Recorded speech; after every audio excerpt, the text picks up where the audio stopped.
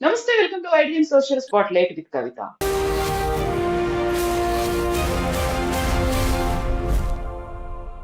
T20 format లో అసలే ఎదురు లేకుండా పోయినటువంటి భారతదేశ టీం ఇప్పుడు ఎందుకని సెమీస్ లో చేరాలంటే అంత అష్ట కష్టాలు పడుతుంది. ఒకవేళ ఏదైనా జరిగితే అనుకోకుండా వచ్చినటువంటి అవకాశంతో సెమీస్ దాకా వెళ్ళొచ్చు, ఒక గండం గట్టెక్కుతుంది అనేటువంటి భావన ఎందుకు కలిగింది?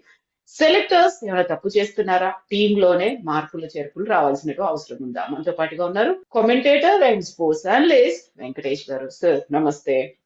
నమస్తే కవిత గారు.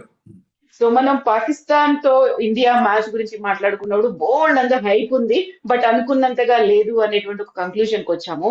ఇప్పుడు జరుగుతున్నటువంటి ఇది నాకౌట్ స్టేజ్, సూపర్ 8 కి రావాలి, ఆ తర్వాత సెమీఫైనల్స్ కి వెళ్ళాలి అంటే ఎందుకు అష్ట కష్టాలు పడుతున్నారు?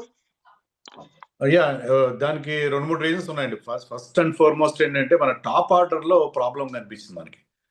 అటు అభిషేక్ శర్మ కానీ తిలక్ వర్మ ఇద్దరు కూడా మనకి ఆశించిన స్థాయిలో పర్ఫామ్ చేయకపోవడం ఏంటంటే మనకి టాప్ లో కాస్త డిస్టర్బెన్స్ కనిపించింది. ప్రతి మ్యాచ్ లో కూడా మనం మంచి స్టార్ట్ అందుకోలేని పరిస్థితి మనకు కనిపించింది. పవర్ ప్లేలో యాక్చువల్లీ మన స్ట్రెంత్ ఏంటంటే ఇండియన్ టీమ్ స్ట్రెంత్ పవర్ ప్లేలో మ్యాక్సిమైజ్ చేయడం, కానీ పవర్ ప్లే మనం సరిగ్గా యూటిలైజ్ చేయకపోవడం, పవర్ ప్లేలో ఎక్కువ వికెట్లు కోల్పోవడం, దానివల్ల మిడిల్ ఆర్డర్ మీద ప్రెషర్ పడడం, ఇది మనం ఈ వరల్డ్ కప్లో మనం చూస్తున్న ఒక కొత్త issue. Particularly Abhishek Sharma poor form, ఆడిన 4 మ్యాచ్ల్లో కలిపి 15 రన్స్ చేశాడు, దాంట్లో 3 డక్స్ కూడా ఉన్నాయి. అది తర్వాత తిలక్ వర్మ రన్స్ చేస్తున్నాడు కానీ ఆ స్ట్రైక్ రేట్ చాలా దారుణంగా పడిపోవడం, ఇది మన ఇబ్బంది పెట్టింది. ఇంకా బౌలింగ్లో కూడా మీకు బుమ్రా, వరుణ్ చక్రవర్తి తప్ప మిగతా వాళ్ళు పెద్దగా పర్ఫామ్ చేసింది. Of course Harshdeep was okay. Even Varun Chakravarthy ఎప్పుడైతే సౌత్ ఆఫ్రికా మీద ఫెయిల్ అయ్యాడో అది మనకి చాలా కాస్ట్లీగా పరిణమించింది. సో ప్రీ టోర్నమెంట్ ఇండియా చాలా హాట్ ఫేవరెట్గా బరిలోకి దిగింది, కానీ పర్ఫార్మెన్స్ చూస్తే ఏంటంటే మనం ఆశించిన స్థాయిలో రాని పరిస్థితి మనం చూస్తున్నాం. సో ఇప్పుడు మొన్న జరిగినటువంటి సౌత్ ఆఫ్రికా మ్యాచ్ తో చూస్తే అన్ని రంగాల్లో కూడా ఫెయిల్ అయినటువంటి పరిస్థితులే కనిపిస్తున్నాయి. మళ్ళీ రికవర్ అవ్వాలి, ముందుకెళ్ళాలంటే మన పర్ఫార్మెన్స్ బాగుండడమే కాదు, ఎదుటి వాళ్ళు కనుక ఎవరైనా కొంచెం తక్కువ ఆడితేనే మనం వెళ్తామేమో, ఇంకొకరి టీం మీద కూడా డిపెండ్ అయ్యే పరిస్థితి ఎందుకు వచ్చింది అసలు? అదేనండి, ఇప్పుడు మనం గ్రూప్ స్టేజ్ లో ఆడిన టీమ్స్, అది యుఎస్ఏ కావచ్చు, నెదర్లాండ్స్, నమీబియా, ఈవెన్ పాకిస్తాన్, అవి అంత హై క్వాలిటీ టీమ్స్ కాదు. పాకిస్తాన్ కూడా మనకు తెలుసు, పాకిస్తాన్ ఎంత ఇన్కన్సిస్టెంట్గా ఆడతారనేది మనకు తెలుసు. సో దానివల్ల ఏంటంటే మనకు ఒక ఫాల్స్ సెన్స్ ఆఫ్ సెక్యూరిటీ వచ్చేసింది. బట్ అల్టిమేట్గా ఏం జరిగిందంటే ఒక హై క్వాలిటీ టీం సౌత్ ఆఫ్రికాతో మనం ఫేస్ చేసినప్పుడు వాళ్ళ బౌలింగ్ కానీ వాళ్ళ బ్యాటింగ్ కానీ మనని బాగా ఇబ్బంది పెట్టిన పరిస్థితి మనం చూసాం. సో ఇప్పుడు ఇండియా పరిస్థితి ఏంటంటే you have to win both the matches. Remaining 2 మ్యాచ్లు గెలవాలి మన వాళ్ళు. ఫస్ట్ మ్యాచ్ జింబాబ్వేతో గెలవాలి, ఆ తర్వాత సండే రోజున వెస్టిండీస్తో గెలవాలి. సో ఆ 2 మ్యాచ్లు గెలవాలి. గెలిచినంత మాత్రం డైరెక్ట్గా మన ఎంట్రీ రాదు. గెలవడంతో పాటు South Africa should win their both matches. వాళ్ళు రేపు మధ్యాహ్నం జరగబోయే వెస్టిండీస్ మ్యాచ్ గెలవాలి, అలాగే ఆ తర్వాత వాళ్ళు జింబాబ్వేతో సండే రోజు నాడే మ్యాచ్ కూడా గెలవాలి. సో ఈ 4 రిజల్ట్స్ పైన మన entry into south Africa into semifinals depend అవుతుంది. సో అంత తప్ప మనం నెట్ రన్ రేట్ నమ్ముకుంటే చాలా కష్టం, ఎందుకంటే నెట్ రన్ రేట్ మనం చాలా పూర్గా ఉంది, 3.8 మైనస్ ఉంది. సో ఆ స్టేజ్ నుంచి నెట్ రన్ రేట్ మనం ఇంప్రూవ్ చేసుకుని మిగతా టీమ్స్ దాటుకోవాలంటే మనం ఈ 2 మ్యాచ్లో చాలా పెద్ద మార్జిన్తో గెలవాలి. సో మనకి బెస్ట్ కేస్ సినారియో ఏంటంటే south Africa winnowing both the remaining matches and we also winnowing the 2 matches. So అలాంటి పరిస్థితి మనకి ఇప్పుడు కనిపిస్తుంది. ఒక్క మ్యాచ్ ఓడిపోవడంతోనే మన పరిస్థితి చాలా తలకిందులు అయిపోయిందని చెప్పాలి. సో ఇప్పుడు విరాట్ కోహ్లీ లేకపోవడం, ఆయన లేని లోటు, ఆ వెలితి అనేది చాలా క్లియర్ గా కనిపిస్తుంది. అలాంటి విరాట్ కోహ్లీ ఉండాలి, లేకుంటే అలాంటి ఆటగాడే మనకు ఉండాలి అనేది నిజంగా రీప్లేస్మెంట్ లేకుంటే ఆయన లాంటి ఆటగాడు మన దగ్గర ఉన్నారంటారా? యా, ఇదేనండి. ఇప్పుడు Virat Kohli cannot go on for ever కదా. ఇప్పుడు విరాట్ కోహ్లీ కానీ మరి ఏ ప్లేయర్ కానీ వాళ్ళు ప్రతిసారి ఆడే అవకాశం ఉండదు, యంగ్స్టర్స్కి అవకాశం ఇవ్వాలి. ఇక్కడ ఏంటంటే ఇప్పుడు ప్రజెంట్ జనరేషన్ క్రికెటర్స్కి ఆ పేషెన్స్ కానీ టెంపర్మెంట్ కానీ లేకపోవడం అనేది కనిపిస్తుంది. నాట్ ఓన్లీ విరాట్ కోహ్లీ అని కాదు, Virat Kohli kind of game ఆడలేకపోతున్నారు. ఏంటంటే మీకు వీళ్ళ టెండెన్సీ ఎలా ఉందంటే ఒక 2-3 డాట్ బాల్స్ ఆడగానే వాళ్ళకి ఆ ప్రెషర్ ఫీల్ అవుతున్నారు, ఒక రిలీజ్ షాట్ అని చెప్పి గాల్లోకి బాల్ కొడుతున్నారు. అది బౌండరీ వెళ్తేనో సిక్సర్ వెళ్తేనో పర్లేదు, కానీ అది క్యాచ్గా వెళ్ళింది అనుకోండి వాళ్ళు పెవిలియన్కి వెళ్ళిపోతున్నారు. సో వీళ్ళకి ఆ పేషెన్స్ లేకపోవడం, తర్వాత ఇన్నింగ్స్ని బిల్డ్ చేయడం, గేమ్ని డీప్గా తీసుకెళ్ళడం. ధోని కానీ విరాట్ కోహ్లీ కానీ వాళ్ళు నమ్మింది ఏంటంటే ఒకవేళ మీరు 2-3 వికెట్లు పడినా కూడా గేమ్ని డీప్గా తీసుకెళ్ళాలి. డీప్గా తీసుకెళ్ళి you should have confidence in your ability and your teams ability. దానికోసం డీప్గా తీసుకెళ్ళి ఇంకా 2-3 ఓవర్లు ఉన్నాక అప్పుడు గేర్లు మార్చి అప్పుడు వీలైతే విక్టరీ కోసం వెళ్ళాలి. అలా కాకుండా వీళ్ళు ఏం చేస్తున్నారంటే ఒకసారి ఎప్పుడైతే ఆస్కింగ్ రేట్ పెరిగిపోతుందో they are trying to play some big shots. అవి అన్నిసార్లు కుదరవు. సో ఆ పేషెన్స్ లేకపోవడం, ఆ ఇన్నింగ్స్ బిల్డ్ చేసుకోవడం, ఆ సింగిల్స్ టూస్ తీసే ఆ స్కిల్ లెవెల్స్ మర్చిపోయారు, కంప్లీట్గా మర్చిపోయారు. వీళ్ళు ఐపీఎల్ వల్ల అనండి, లేకపోతే జనరల్గా ఇండియాలో ఫ్లాట్ వికెట్స్ మీద ఆడి మనం ఇంతకుముందు ఆడిన బైలేటరల్స్ అన్నీ కూడా, ఈ వరల్డ్ కప్కి లీడప్గా మనం ఆడిన బైలేటరల్స్ అన్నీ కూడా ఫ్లాట్ వికెట్స్ మీద ఆడాం. 200-250 చేయడం అలవాటు అయిపోయింది మనం. సో మనం షాట్లు కొడతాము, 4లు కొడతాం, 6లు కొడతాం, వాటి మీద మనం ముందుకెళ్తామని ఒక ఫీలింగ్తో వీళ్ళు ఉన్నారు. అలా కాకుండా ఎప్పుడైతే ఇక్కడ పిచెస్ ఈ వరల్డ్ కప్లో మనకి బౌలర్ ఫ్రెండ్లీగా స్లోయిష్ పిచెస్ ఉండడంతో దాని మీద అడ్జస్ట్మెంట్ ప్రాబ్లమ్స్ మనకి చాలా క్లియర్గా కనిపిస్తున్నాయి. సో ఈ టైప్ ఆఫ్ సిచ్యుయేషన్కి మన వాళ్ళు మెంటల్గా రెడీగా లేరేమో అని నాకు అనిపిస్తుంది. పాకిస్తాన్ తో జరిగినటువంటి మ్యాచ్ కు ముందు ఒక కామెంటేటర్ హర్ష భోగ్లే చేసినటువంటి కామెంట్లు వైరల్ అయ్యాయి. మళ్ళీ ఇప్పుడు ఇంకో కామెంటేటర్ రవి శాస్త్రి చేసినటువంటి కామెంట్లు, ఆయన రీప్లేస్మెంట్ చేయాలి లేకుంటే టీమ్ లోకి ఎవరిని మార్చాలి, ఇవన్నిటి కామెంట్లు వైరల్ అవుతున్నాయి, బాగా సర్క్యులేట్ అవుతున్నాయి. నిజంగా అవన్నీ మారుస్తారంటారా? వాటన్నిటిని కన్సిడర్ చేస్తారా ఇప్పుడు? ఇప్పుడు కొన్ని మార్పులు చేసుకోవాల్సిన పరిస్థితి మనకు కనిపిస్తుంది. మెయిన్గా ఏంటంటే లాస్ట్ మ్యాచ్లో మనం సౌత్ ఆఫ్రికాతో ఓడిపోయినప్పుడు వాషింగ్టన్ సుందర్ని ఆడించడం అనేది చాలా పెద్ద మిస్టేక్. ఏదో మ్యాచ్అప్స్ అని చెప్పి సౌత్ ఆఫ్రికాలో లెఫ్ట్ హ్యాండర్స్ ఎక్కువగా ఉన్నారు, ఆఫ్ స్పిన్నర్ కావాలని చెప్పి అనుకోవడం. అయితే అతను బౌలింగ్ కూడా పెద్దగా చేయలేదు, 2 ఓవర్లు మాత్రం బౌలింగ్ చేశాడు వాషింగ్టన్ సుందర్. బ్యాటింగ్లో కూడా ఫెయిల్ అయ్యాడు, అతను ఎర్లీగా పంపించారు, అది కూడా మిస్టేక్ అయింది. అలా కాకుండా Akshar Patel who has been regular performer, ఏ బ్యాట్తో కానీ బౌలింగ్లో కానీ ఫీల్డింగ్లో కానీ ప్రతి మ్యాచ్లో కాంట్రిబ్యూట్ చేస్తాడు. లాస్ట్ టైం మనం T20 వరల్డ్ కప్ గెలిచినప్పుడు 2 ఏళ్ల క్రితం he was one of our heroes. అలాంటి ప్లేయర్ని పక్కన పెట్టి ఫర్ నో రీజన్, ఎందుకంటే అతను ఆడిన 3 మ్యాచ్లో ఈ వరల్డ్ కప్లో 2 వికెట్ తీశాడు. బ్యాటింగ్లో పెద్ద క్లిక్ కాలేదు, నేను ఒప్పుకుంటా, కానీ ఏంటంటే అతను చాలా లేట్గా బ్యాటింగ్ వచ్చాడు. ఆ టైంలో కొంచెం బిగ్ హిట్స్ కొట్టాల్సినప్పుడు అవుట్ అయ్యాడు. బట్ ఇన్ జనరల్ అతను తన రోల్ యాజ్ ఎ బౌలర్ బ్రహ్మాండంగా పర్ఫామ్ చేశాడు, ప్రతిసారి పర్ఫామ్ చేస్తాడు. అలాంటి ఒక ప్లేయర్ని పక్కన పెట్టి వాషింగ్టన్ని తీసుకోవడం అనేది పెద్ద మిస్టేక్. అలాగే ఇప్పుడు తిలక్ వర్మ విషయంలో క్వశ్చన్స్ రైజ్ అవుతున్నాయి. రెండోది ఏంటంటే మనకి టూ మెనీ లెఫ్ట్ హ్యాండర్స్ అయిపోయారు మన టీంలో.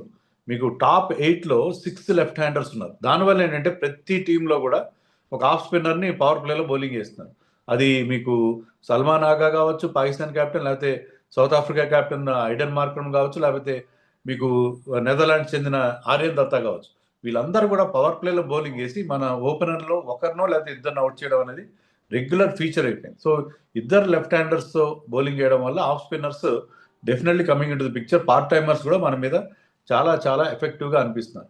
సో ఈ టూ మెనీ లెఫ్ట్ హ్యాండర్స్ అది కూడా మనం దాన్ని బ్రేక్ చేయాలి. దానికోసం సంజు శాంసన్ని టీంలోకి తీసుకురావాలని కూడా చాలా మంది చెప్తున్నారు. సంజు శాంసన్ని ఓపెనర్గా ఆడిస్తారా, నెంబర్ 3గా ఆడిస్తారా అనేది సెలెక్టర్స్ డిసైడ్ చేయాలి. బట్ ఏంటంటే మనకి ఇంతమంది left handers, out of 8 6 left handers ఉండడం మనకి చాలా పెద్ద అదొక మామూలుగా గతంలో ఏంటంటే మనకి లెఫ్ట్ హ్యాండర్స్ లేని పరిస్థితి చూసాం, కానీ ఇప్పుడు టూ మెనీ లెఫ్ట్ హ్యాండ్స్ అయిపోవడం మనకు పెద్ద లైబిలిటీగా మారిపోయింది. సో ఇప్పుడు వరుసగా 12 మ్యాచ్లు గెలుస్తూ వచ్చారండి. ఒక్క మ్యాచ్ ఓడిపోయినందుకే ఇన్ని రకాల అనాలిసిస్ చేస్తున్నారా? ఒకవేళ రాబోయేటువంటి మ్యాచ్లు కనుక గెలవకపోతే మనం కనీసం సెమీఫైనల్ దాకా వెళ్ళలేము అనేటువంటి అంచనాలతోనేనా ఓవర్ గా వాళ్ళ మీద మనం ప్రెషర్ పెట్టినట్టు అవుతుందా? అంటే ఇప్పుడు ఎలా ఉంటుందంటే ఇప్పుడు వరల్డ్ కప్ స్టార్ట్ కాకముందు మనకి మిగతా టీమ్స్ అన్ని ప్రాబ్లమ్స్తో కనిపించినాయి. మీకు ఆస్ట్రేలియాకి ఇంజరీస్ కనిపించినాయి, దాంతో వాళ్ళు బయటకు కూడా వెళ్ళిపోయారు. తర్వాత మీకు సౌత్ ఆఫ్రికా, ఇంగ్లాండ్ కొంతవరకు బెటర్గా కనిపించినాయి, వాళ్ళు దే ఆర్ డూయింగ్ వెల్. కానీ వెస్టిండీస్ లాంటి టీంని, జింబాబ్వే లాంటి టీంని ఎవరు కూడా పెద్ద సీరియస్ తీసుకోవాలి. కానీ Zimbabwe is performing very well. Fielding అద్భుతంగా చేస్తున్నారు వాళ్ళు, బ్యాటింగ్లో బౌలింగ్లో కూడా they are punching above their weight. చాలా మంచి పర్ఫార్మెన్స్ జింబాబ్వే ఇస్తున్నారు. అలాగే వెస్టిండీస్ కూడా వాళ్ళకి ఏంటంటే ఆ పవర్ హీటర్స్ ఎవరైతే ఐపీఎల్ ఆడతారో వాళ్ళందరూ కలిసి, మామూలుగా వాళ్ళకి అవైలబిలిటీ ఇష్యూస్ ఉండేవి, చాలామంది వెస్టిండీస్కి ఆడడానికి ఇష్టపడేవారు కాదు, లీగ్స్ ఆడడానికి ఇష్టపడేవారు. కానీ ఈ వరల్డ్ కప్లో మెయిన్ ప్లేయర్స్ హెట్మైర్ కానీ, రొమారియో షెపర్డ్, జేసన్ హోల్డర్, ఇంకా వాళ్ళ మెయిన్ ప్లేయర్స్ అందరూ టీంలో ఉండడంతో ఏంటంటే ఆ టీం చాలా మంచి ఫైర్ పవర్ ఉంది వాళ్ళ బౌలింగ్ బ్యాటింగ్లో. ఆ ఫైర్ పవర్కి మనం భయపడాల్సిన పరిస్థితి కనిపిస్తుంది. ఇప్పుడు రేపు వెస్టిండీస్ సౌత్ ఆఫ్రికా మ్యాచ్లో సౌత్ ఆఫ్రికా గెలుస్తుందా అని క్వశ్చన్ మార్క్ ఉంది. అలాగే మనం సండే రోజు ఆడబోయే మ్యాచ్లో వెస్టిండీస్ని ఓడించగలం. ఎందుకంటే వాళ్ళకున్న బ్యాటింగ్లో వాళ్ళకున్న పవర్ హీటర్స్ని మన బౌలర్స్ ఎంతవరకు కట్టడి చేయగలుగుతారని question mark. So pre tournament సిచ్యుయేషన్కి ఇప్పుడు టోర్నమెంట్లో జింబాబ్వే వెస్టిండీస్ లాంటి టీమ్స్ ఆడుతున్న తీరుకి చాలా డిఫరెన్స్ ఉంది. చిన్న టీమ్స్ ఎలా అయితే ఇంప్రెస్ చేసాయో అలాగే ఇలాంటి కొన్ని టీమ్స్ ఏవైతే ఆల్రెడీ ఫినిష్ అయిపోయాయి అనుకున్నాం మనం, జింబాబ్వే గురించి, వెస్టిండీస్ ఇవన్నీ కూడా ఇటీవల కాలంలో వాళ్ళు కనీసం వరల్డ్ కప్స్ క్వాలిఫై కూడా కావట్లేదు. అలాంటి teams they have exceeded expectations.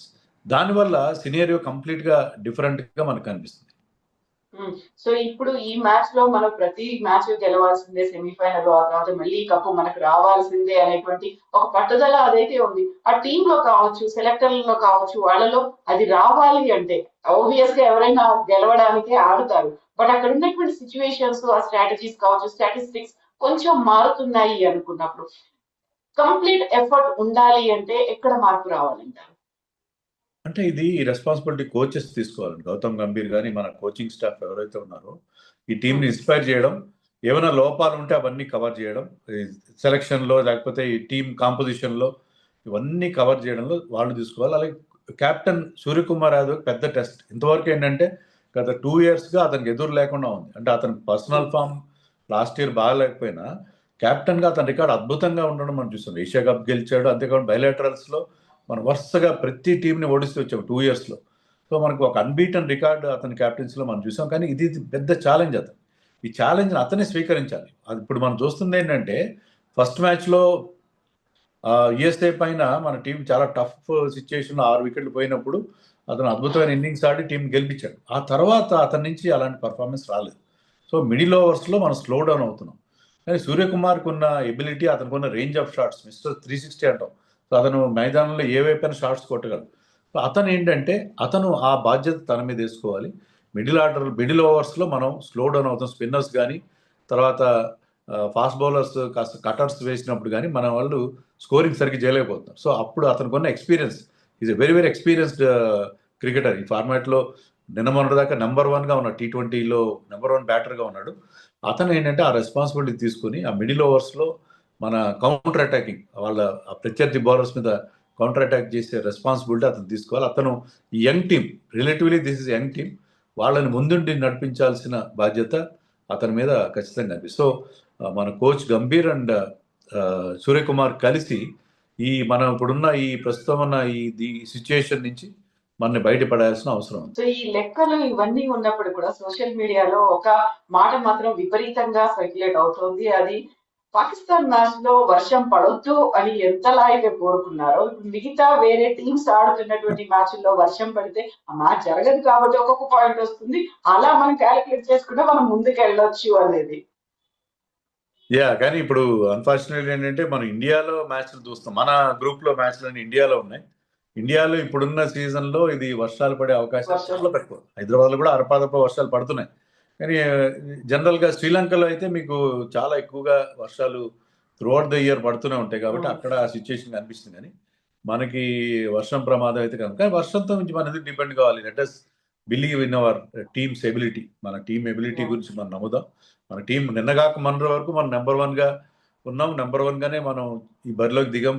Tournament ఫేవరెట్స్గా దిగాం. ఒక్క మ్యాచ్ ఓడిపోయినంత మాత్రాన మన టీం అంత దారుణంగా అయిందని మనం అనుకోవడానికి ఏం లేదు. Our team can definitely bounce back.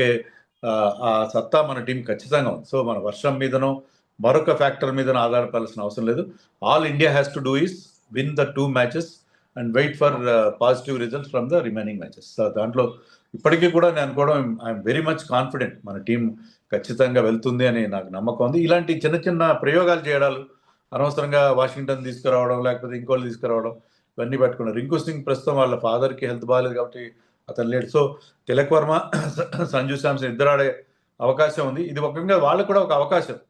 Sanju Samson మళ్ళీ తను ప్రూవ్ చేసుకోవడానికి అవకాశం, తిలక్ వర్మకి తను మళ్ళీ ప్రూవ్ చేసుకునే అవకాశం, తన మీద వచ్చిన క్రిటిసిజం నుంచి బయటపడే అవకాశం. ఎందుకంటే ఏషియా కప్ ఫైనల్లో అద్భుతమైన ఇన్నింగ్స్ ఆడాడు. We know he has got talent and temperament. So వాళ్ళకి అవకాశం వస్తుంది రింకు సింగ్ లేని కారణంగా. సో వీళ్ళందరూ కూడా they're all very very talented cricketers. So ఇప్పుడు ఏంటంటే చాలా వాళ్ళు they were push to a corner. ఇలాంటి సిచ్యుయేషన్లో వాళ్ళు they have to show their character. ఖచ్చితంగా మన టీమ్ బౌన్స్ బ్యాక్ అవుతుందని చెప్పి ఐఎమ్ ఎక్స్ట్రీమ్లీ కాన్ఫిడెంట్. ఎస్ అండి, thank you so much Venkatesh garu. Thank you. And for more videos, Please subscribe to iDream. Please subscribe to iDream. Please subscribe iDream. And please subscribe to iDream. For more videos, subscribe to iDream. please like, share and subscribe to the channel. Congratulations, iDream. Subscribe to iDream. Subscribe to iDream. So subscribe to iDream Media. iDream team అందరికి huge congratulations. Please subscribe iDream Media. Please subscribe to iDream. Subscribe iDream. Please subscribe to iDream. iDream అంటే నా కళల ఛానల్ను subscribe చేసుకున్న నోరు తిరుగుతలేదు, మీరైతే గంట గుర్తు కొట్టండి. For more such videos, please subscribe to iDream. Subscribe to iDream. Please subscribe to iDream. Please subscribe iDream Media. Please do subscribe to iDream. Please subscribe to iDream Media. For best entertainment and information, please subscribe iDream. And don't forget to subscribe to iDream.